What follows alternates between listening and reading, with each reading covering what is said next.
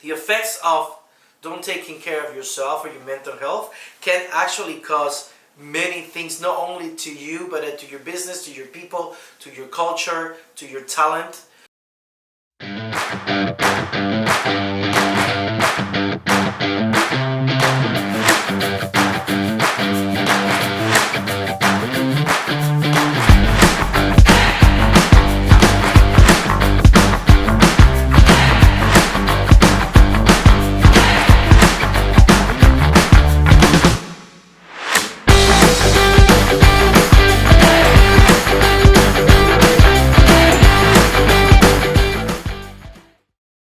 Hello everyone, welcome back one more time. This is Imparables. My name is Jose Taramona and this is Ludus Mastery. What are we talking today? We're talking about mental health and business. So what's going on with y'all business owners? What's going on with everybody in the business that is not talking about this? And today we're gonna unlock it. So check it out, stay tuned, follow us, don't forget, put the bell on, thumbs up if you like it, and let's start. So let's start about this topic that is really important, and I believe is one of the most important topics that any business owners and any entrepreneurs, salesmen, or whoever have responsibility for their business should be talking about, should be recognizing. And it's about mental health and how is that affecting your business. One of the biggest things that I have to me that was happening was my anxiety. My anxiety all the time was in the roof. Every time that I get stressed, my anxiety kick on, and it was completely a blowout because everybody around me didn't want to be around me.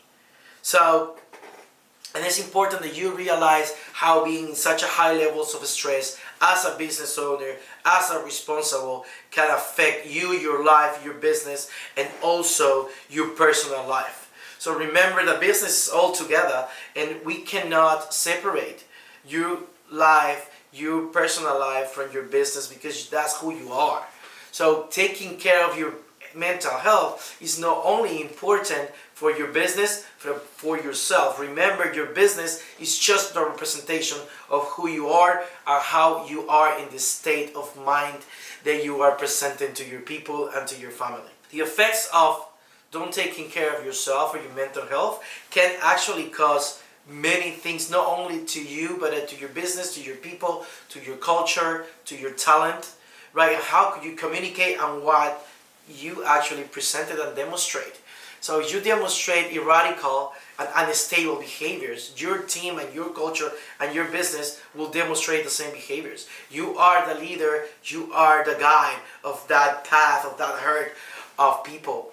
So if you are not safe, you are not demonstrating the safe place, if you are not demonstrating emotional stability, everything will go everywhere and somebody else will want to try to take the lead. That's when misunderstandings occurs. So how do we take our mental health? First thing that we have to do is completely be aware of this. Many business owners don't recognize they are or depressed, or they are sad, or they are maybe not in the right state of mind, maybe they are with a lot of anxiety. And you know what, it causes you that you don't make decisions the right way.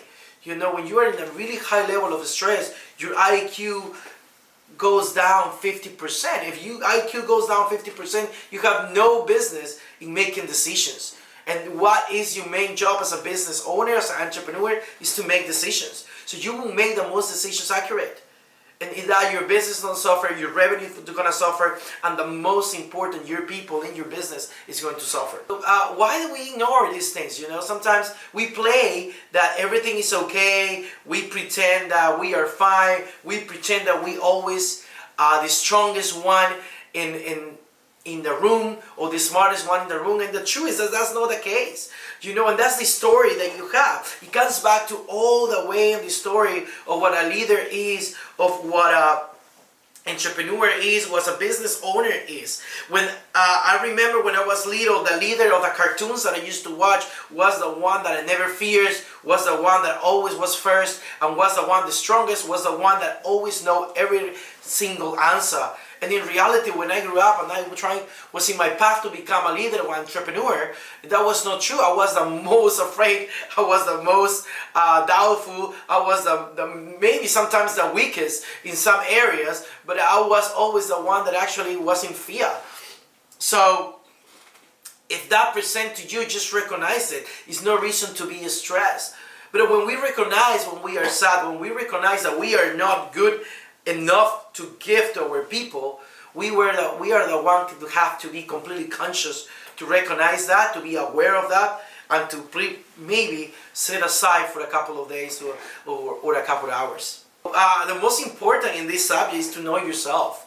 You know what triggers your anxiety. Many business owners, because of always be running, always be proceeding, always be being with people in the phone, always be making answers or solutions of problems, creates high levels of anxiety, creates high levels of stress, creates high levels of pains, high levels of probably stomach discomfort. You don't eating at your right time, you don't sleeping right hours. So one of the things that we have to be completely conscious is how we're treating ourselves. Are you treating yourself in the way that you're going to perform later? I always say this before, our job is just like being maybe a professional athlete. We have to eat well, we have to sleep well, and we have to perform at the highest level. So that have to take care of you first. You have to be the one who have to be okay. You cannot give to others if you don't give to yourself first. And that's totally for fact. So when this happens, when you see you're stressed, when you have anxious, when you have these thoughts that are not serving you, I'm not even saying right or wrong.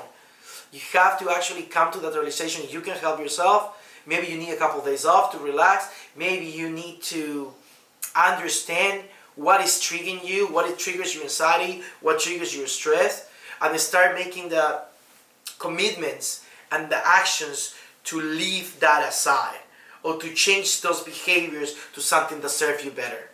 And the question comes back, but I don't have time, right, Jose? People call me, I don't have time to do this. I don't have time to get time for me. And that's the best way that you can do it.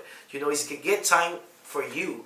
Part of your business is you. And like other areas of your business have priorities, yourself, your mental health, your tranquility needs to have a priority. Priority to sleep, priority to be with your family, priority to be in your business, priority to be to yourself. So the most important time is to make time for yourself. Everybody have the same 24 hours a day. My question is, how much of those 24 hours is for you? Things that you can do is meditation. Things that you can do is actually sit down and analyze what actually causes you those thoughts, and if those thoughts are serving you or not. If you think it's extremely that you cannot control it, you might need to find a professional to help you with those struggles. It's nothing wrong to go to therapy, nothing wrong to go to a professional. We have this idea that that's only for crazy people. And who's crazier? The person that needs help and don't ask for it, or the person that actually keeps not having that help and getting into the hole and getting into deeper no understanding of your issues and how that is contributing to your business.